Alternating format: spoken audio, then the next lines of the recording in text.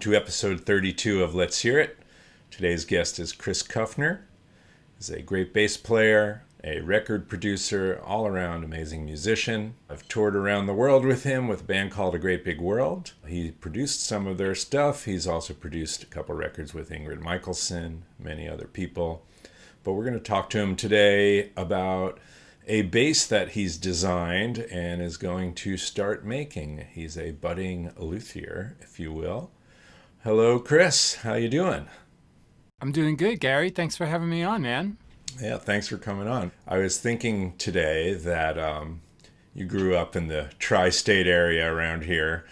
And for guys like us in the 80s or so, when we were growing up and wanting to look at cool guitars, one pilgrimage that we always made was to go to Mandolin Brothers, which was an awesome music store in Staten Island, New York, which is no longer there. But I remember you telling me that your dad was actually one of the co-founders of that store. You know, I grew up in North Jersey, and so would go to the local music stores, and there was not a lot of old vintage stuff. Then if you went to Mandolin Brothers, you would see all this amazing stuff that I didn't have any idea about. And of course, the prices were a little out of a teenager's range, but there was amazing instruments there, and I really do remember those pilgrimages there with my high school bandmates very fondly. So tell me how your dad was involved in that store and how you were. Yeah, so my dad and Stan were close friends, and they shared a love of vintage banjos and mandolins and guitars. And at the time, there wasn't as much of a vintage guitar market as there is now. It was like late 70s, and they sort of realized that they could still find stuff at like garage sales or estate sales and find instruments that were beautiful and old, and they could either restore them or flip them or whatever. And so my father and Stan, who also played music together in a group called the Mandolin Brothers, with my mom and B, Stan's wife, singing along like, you know, 4-part harmony, Appalachia folk stuff. My dad and Stan sort of like realized there was an opening to promote some of the older instruments, and they ended up just wheeling and dealing a bunch and then eventually making a storefront for it. That's how Mandolin Brothers came to be. Huh. Interesting. What's your dad's name? My dad's name is Hap Kuffner, and he's an amazing human and a great dad, and I'm very, very lucky to have him as my dad. And so after he was involved with Mandolin Brothers, did he stay in the instrument biz?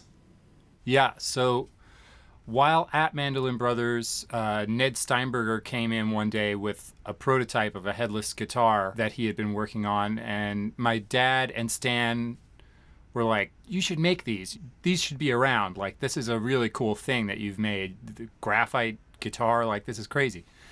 So the three of them with one other investor started Steinberger Sound, making headless guitars in the 80s. And my dad and Ned Steinberger still work together on his the NS instruments.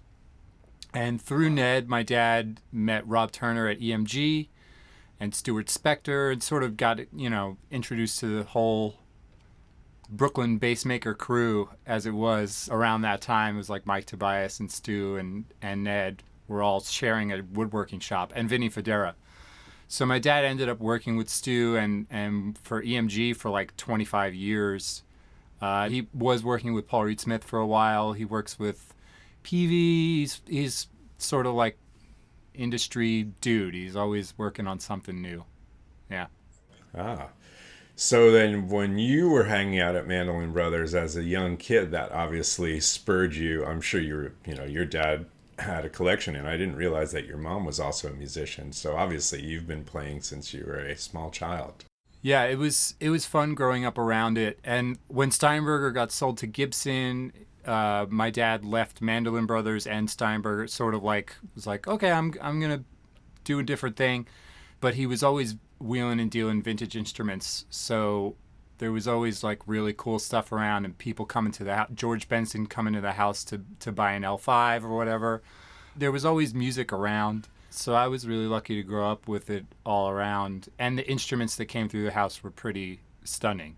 Like, thinking back on it, it's like, you know, when I was 10 years old, we A-B'd a 57, 8, and 9 Les Paul to see which one like felt the best.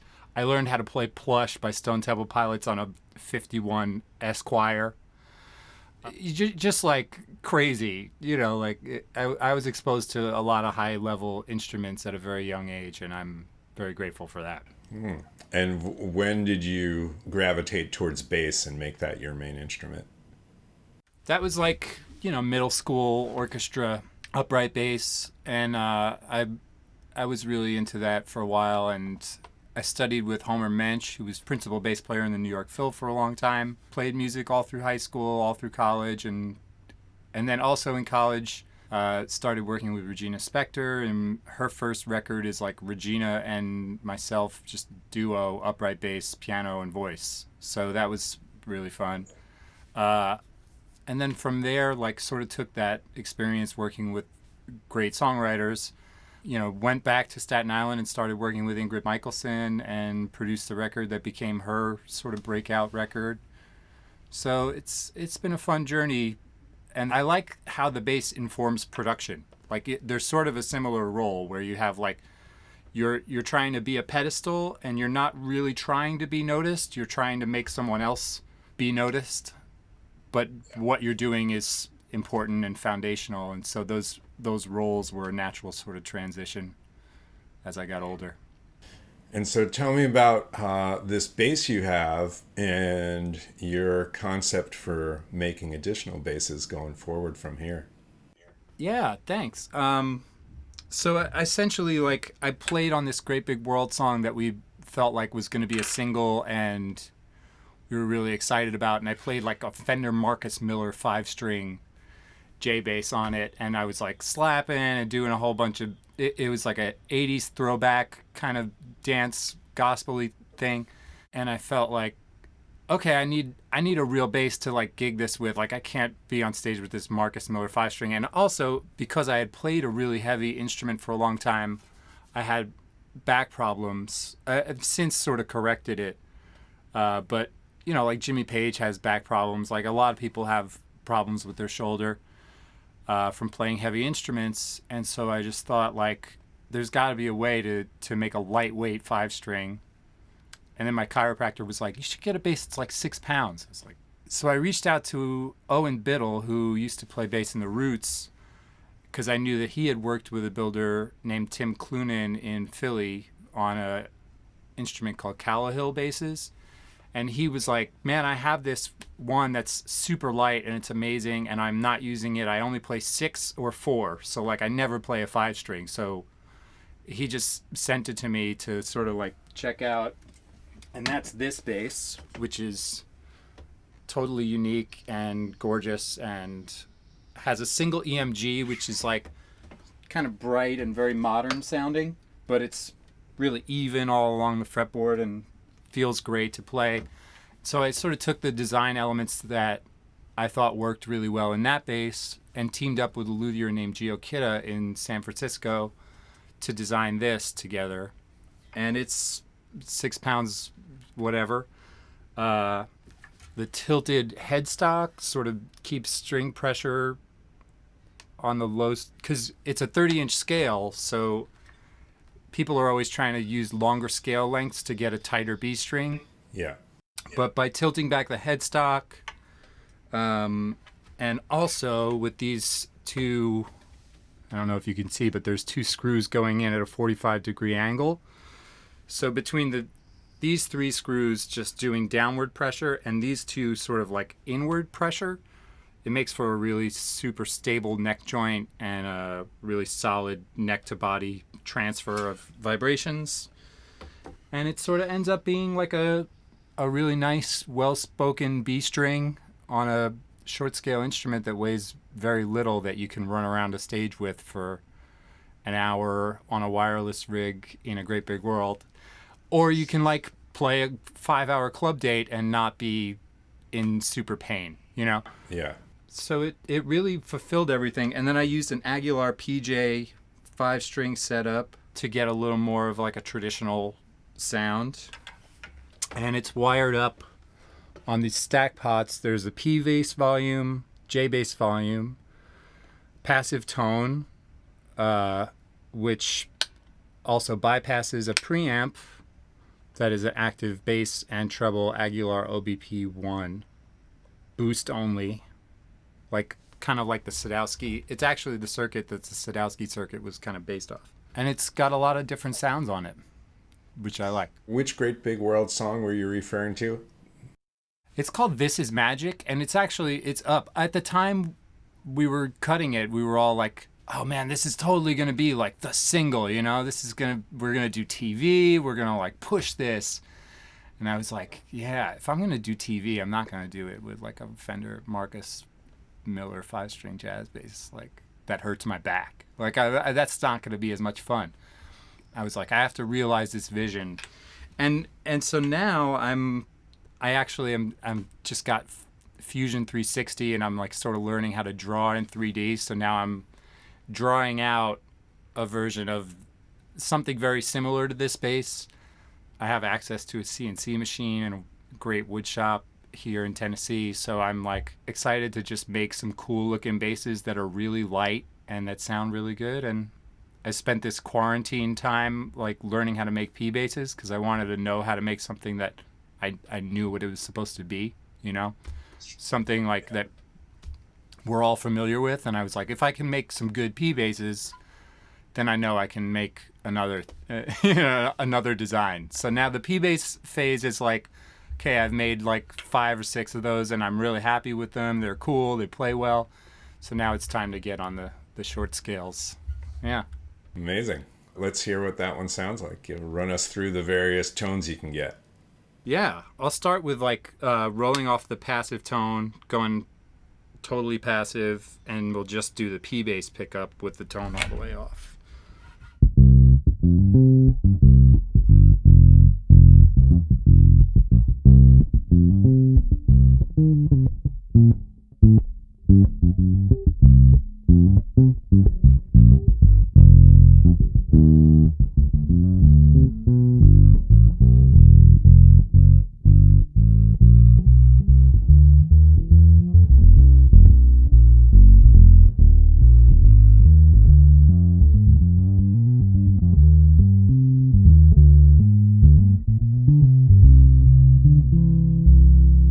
Then, you know, you can brighten it up.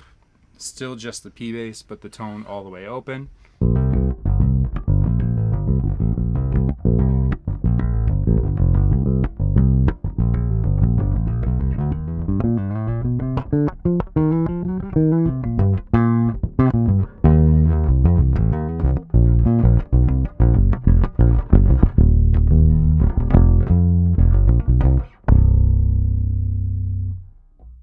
Yeah, and then we can go, well, here's just the J with the tone up to get a little of the bridge, the bright thing.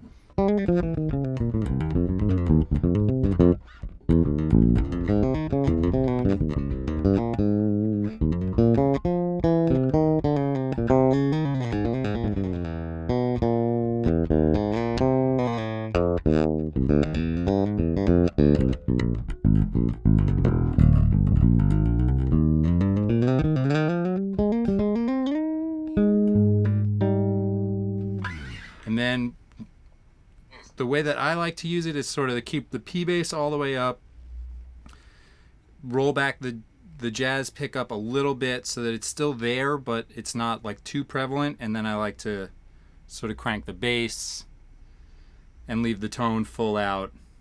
A little bit of treble, which does a good like.